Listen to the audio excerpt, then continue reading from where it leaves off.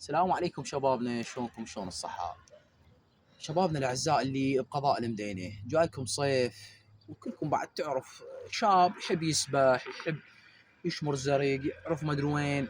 فهذا الجسر الجديد اللي فتحوه هسه حاليا، هذا بصرة قضاء المدينة. هسه شوف، هسه اوجي الكاميرا من فتحوا لك الجسر رجاء سالفة السبح والزروق عوفوها.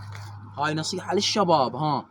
انت شاب بعمر الورد، ماي عندك بالبيت، صابون عندك بالبيت، زاهي عندك بالبيت، شامبو عندك، كل شيء بيشتي تسبح انت بتايت عمي بالبيت. والله اشرف لك عمي، روح عزيزه والله. يعني انت شايف هسه ايش تعرف بيه انت هسه هذا هنا؟ لا تعرف بيه حديد، لا تعرف بيه انه هو قياش، لا تعرف اكو صخره جوا.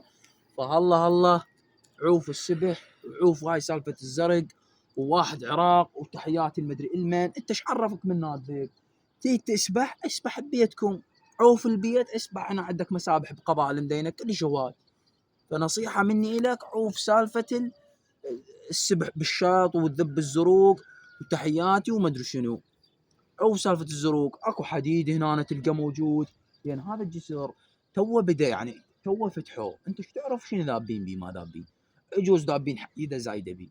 فهلا هلا اترك هذا الموضوع، اسبح ببيتك وخليك بالبيت. اول شيء انظف وانت مرتاح واهلك مرتاحين، فليش تخلي اهلك يتلوعون بيك يا حبيبي؟ يا بعد روح. تحياتي للجميع وتحياتي القضاء المدينه، اخوكم وخادمكم امير المتنوع. تحياتي للجميع، مع السلامه.